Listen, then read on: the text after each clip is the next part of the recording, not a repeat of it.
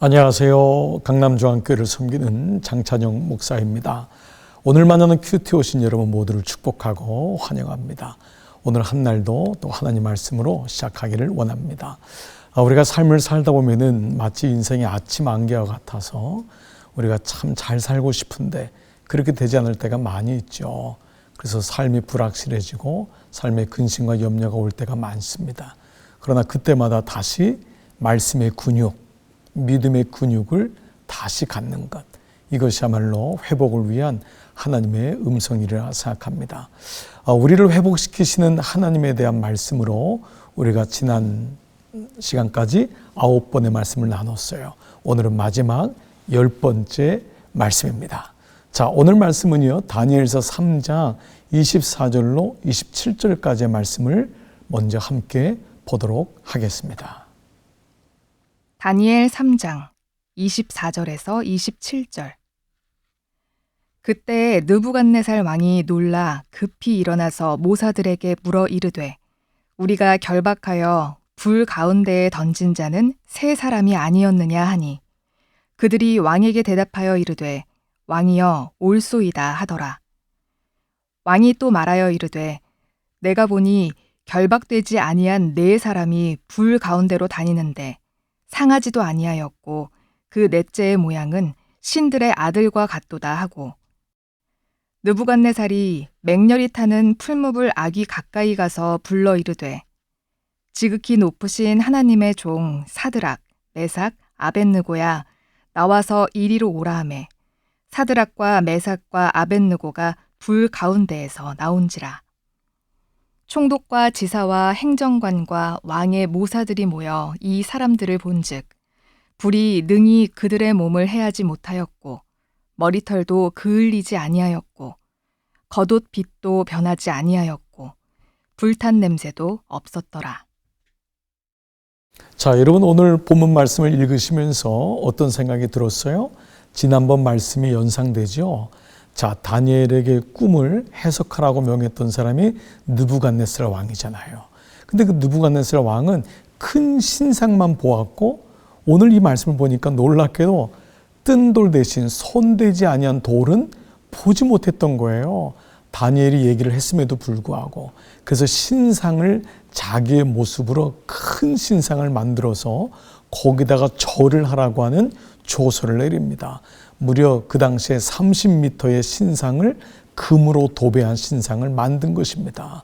그런데 그는 뜬 돌 대신 손대지 아니한 예수님의 돌은 못 본 거예요. 그런데 그런 가운데서 다니엘이 절을 했을까요? 아니죠. 다니엘의 믿음의 친구들이 있었죠. 세 친구, 바로 오늘 말씀에 등장하죠. 사드락과 메삭과 아벳느고. 이 세 친구는 처음 1장부터 함께 왕의 진미를 먹지 않았던 믿음의 친구들이었죠. 우리는 공동체가 얼마나 소중한지를 보게 되는 말씀이기도 합니다. 이 세 친구들이 왕 앞에 무릎 꿇지 않자 느부갓네살 왕이 그들을 풀물 속에 던지는 장면입니다. 그 풀무불을 사람이 들어갈 수 있는 엄청난 크기로 만들고 거기다가 절하지 아니한 사람을 집어넣는데 거기다가 7배나 더 뜨겁게 했던 장면이 오늘 앞뒤의 장면이에요. 여러분 이 말씀은 어느 정도 알고 계시리라 믿어요. 자, 그런데 놀라운 일이 일어났습니다. 24절에 보니까 집어넣고 봤는데 왕이 보니까요, 우리가 결박하여 불 가운데 던진 자는 세 사람이 아니었냐. 그렇죠. 3명을 집어넣은 거예요. 결박했어요. 인생을 결박해서 집어넣는데 그 세 사람을요. 그런데 25절에 내가 보니 결박되지 아니한 네 사람이, 세 사람만 있는 줄 알았는데 또 한 사람이 있는 거예요. 그 네 사람이 불 가운데로 다니는데 상하지도 아니하였고 그 넷째의 모양은 신들의 아들과 같도다. 자, 여러분 이 말씀은 어떤 의미일까요? 제가 첫 시간에 다니엘은 역사서예요. 두 번째 선지서. 그리고 세 번째는 묵시서라고 했거든요. 즉 다니엘은 예수 그리스도를 그림자로 보여주는 묵시의 의미를 가지고 있어서 계시록 말씀과 짝을 이루는 말씀이에요. 그래서 모든 성서학자들은요, 이 넷째 사람을 물론 어느 사람은 천사라고도 얘기하는 사람이 있지만 이것이 예수 그리스도의 그림자이신 성육하시기 전에 예수님으로 말씀하세요. 그래서 그 예수님이 지금 어디에 오신 거죠? 풀물 속에 오신 거예요. 그 예수님이 마치 이 땅에 오신 것처럼. 그런데요, 우리가 이 말씀을 묵상할 때 정말 은혜가 되는 묵상이 있습니다. 우리는 고난을 당하면은 풀물불 속에서 우리를 꺼집어내기를, 그 풀물불로부터 끄집어내기를 바라잖아요. 주님, 이 병으로부터 나를 구원해 주세요. 이 환난으로부터 나를 구원해 주세요. 그런데 오늘 그 네 번째 사람인 예수 그리스도가 오신 것은 불로부터가 아니라 불 가운데서 우리를 구원하셨다는 거예요. 그분이 불 가운데로 오셨다는 거예요. 이것이 바로 예수 그리스도의 성육신의 사건입니다. 그분이 우리를 불 가운데서 불로부터 구원하실 뿐만 아니라 불 가운데로 오신 예수님. 바로 오늘 본문의 이 말씀이 이 말씀을 의미하고 있는 것입니다. 그래서 오늘 이 말씀은 그 당시 살았던 많은 유대인들에게 얼마나 힘이 되었는지 알 수가 없습니다. 사랑하는 애청자 여러분, 그분이 우리를 불로부터 구원해 주시지만 친히 불 가운데 들어오셔서 우리의 아픔 속에, 우리의 질병 속에, 우리의 실패 속에서 함께 하시고 있다는 것입니다. 인생에서 주님이 보이지 않을 때가 있잖아요. 근데 보이지 않는 게 아니었어요. 주님이 친히 넷째 사람의 모양으로 풀물불 속으로 오셔서 그들과 함께 그들의 결박을 풀어주셨대요. 우리 모든 인생에 가지고 있는 결박을 주님이 풀고 불 가운데서도 주님이 우리와 함께 하시는 이 말씀이 바로 우리의 영원한 회복이 되시는 예수 그리스도. 그분이 우리 인생에 오심으로 우리는 치유되고 회복되고 그분과 동행하는 삶을 살게 될 줄 믿습니다. 오늘 만나는 큐티 시청자 여러분, 주님이 오늘도 여러분과 함께 있음을 잊지 마십시오. 어느 곳에 있든지 주님이 여러분과 함께 거하시고 임마누엘 하십니다. 오늘도 이 말씀을 가지고 하루 동안 승리하시기를 축복합니다.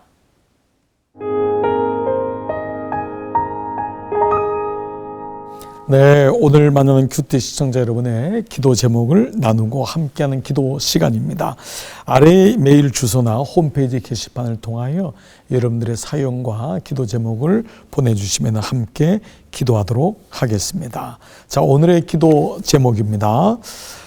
얼마 전에 저희 딸이 갑자기 잘 다니고 있던 고등학교를 자퇴하겠다는 폭탄 선언을 했습니다. 공부에는 흥미가 없고 자기가 좋아하는 하고 잘하는 일을 하면서 빨리 돈을 보고 싶다는 이유였는데요.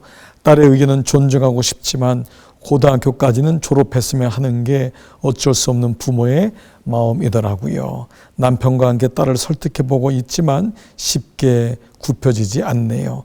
딸의 마음을 헤아려주는 엄마가 되고 싶은데 저도 아직까지 제 생각이 너무 강하고 저만큼 딸을 생각하는 사람은 없다는 교만함도 들어요. 딸과 의견을 잘 조율하여 좋은 선택을 할 수 있도록 기도 부탁드립니다. 자, 여러분 어떠세요? 자녀를 기르는 분들은 아마 크고 작은 차이만 좀 있을 뿐이지 저는 다 비슷하다고 생각합니다. 제가 여기 교회 주변에 초등학교가 있는데요.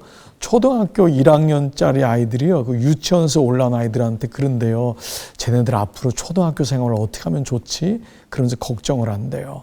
그래서 그걸 가지고 우리 얘기하면서 막 웃었어요. 초등학교 아이들도 유치원에서 올라오는 아이들을 보면서 쟤네들 어떻게 하면 좋지? 라고 한다는 거예요. 보세요. 우리가 아이들을 양육하면서 참 아이들하고 생각이 많이 다르고 그러다 보니까 이것을 강압적으로 하기도 어렵고 또 참 뜻대로 되지 않을 때가 참 많죠. 그런데 이거 한 가지 있는 것 같아요. 우리가 아이들이 비록 어떤 경우의 수에 있더라도 먼저 우리 부모님들이 잊지 말 것은 이 아이들이 하나님의 손에 있다는 거예요. 하나님의 자녀라는 것. 이것이 기준이 분명히 되어야지만 어떤 경우에서도 모든 것이 합하여 선을 이루는 하나님을 신뢰할 수 있습니다. 그리고 우리가 생각해 놓은 계획이나 우리가 생각해 놓은 그 스케줄에 따라 가지 않더라도 말이에요. 그러지 않을 수가 있습니다. 저희 아이도 어린 시절에 자라면서 어려운 시간을 많이 겪었습니다. 이 아이가 정말 구구sem을 할 수 있을까? 덧셈을 할 수 있을까? 저희 아이는 3년 동안 태어나서 병원에 있었거든요. 그래서 평생 먹을 약을 3년 동안 다 먹었다고 의사가 그러더라고요. 그러니까 이 아이가 발육이 늦은 거예요. 생각도 늦고. 그런데 어느 날 하나님께 기도하기 시작했어요. 하나님이 이 아이의 주인이시죠. 부모죠. 이 아이를 주님께 올려드립니다. 그러면서 주님이 그 아이의 여정 가운데 들어오심을, 품물 속에 들어오셨잖아요. 주님이 그 아픔 속에 들어오셨잖아요. 그런데요, 그 과정을 걸어서 나가더라고요. 어느 날 4학년 되니까 곱셈을 하기 시작하고, 늦는 것 같은데 하나님의 은혜로 아이가 하나하나씩 또 주님이 도우시는 천사들을 보내면서 그 과정들을 밟아 나가더라고요. 대학도 4년 만에 졸업 못했어요. 오랜 시간이 필요했어요. 그런데요, 하나님께서 이 일을 이루세요.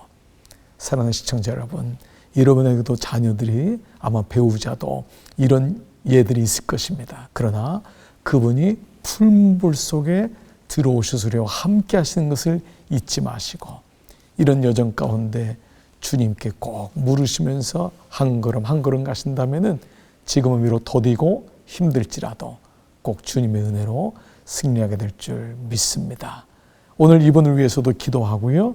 또 오늘 같이 애청하시는 여러분 위해서도 함께 기도하는 시간을 갖도록 하겠습니다.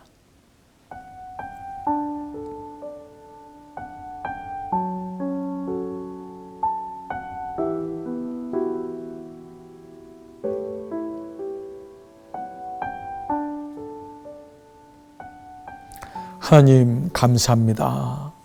우리들에게 이 땅의 삶을 허락하시고 또 가정을 허락하시고 자녀를 허락하심을 감사합니다. 그런데 우리는 때로 우리 아이들이 또 우리 배우자들이 우리가 생각하고 우리가 만들어 놓았던 이런 기본적이라고 생각하지만은 이 스케줄과 계획대로 가지 아니하면은 우리는 겁이 나고 염려가 되고 두려울 때가 많음을 고백합니다. 하나님, 그러나 이런 모든 과정에서도 하나님이 이 안에 계심을 잊지 아니하고 꼭 똑같은 길을 걷는 것만이 인생에 승리하고 성공하는 것이 아님도 알게 하시고, 이런 과정에서도 오히려 이것이 구원의 약치료가 되고 이 아이의 삶 가운데 분명히 또 다른 하나님의 깨달음과 또 좋은 경험이 될 수 있는 그러한 시간으로도 생각할 수 있고, 또 이 과정에서 온 가족이 함께 기도하고 대화하고 소통하면서 이 과정들을 한 걸음 한 걸음 헤쳐나갈 수 있도록 인도하여 주옵소서. 오히려 이 과정이 뒤돌아볼 때 은혜의 시간이었고, 참으로 귀한 시간이었구나. 우리가 꼭 생각한 대로만 가는 것이 아니라 이 가운데서도 하나님의 은혜가 있음을 기억하게 하여 주옵소서. 오늘 한 날도 풀물불 속에 들어갔던 예수 그리스도, 우리 안에 들어온 예수님을 꼭 의지하며 기억하며 한 날 살아가게 하여 주옵소서. 예수님 이름으로 기도드리옵나이다. 아멘.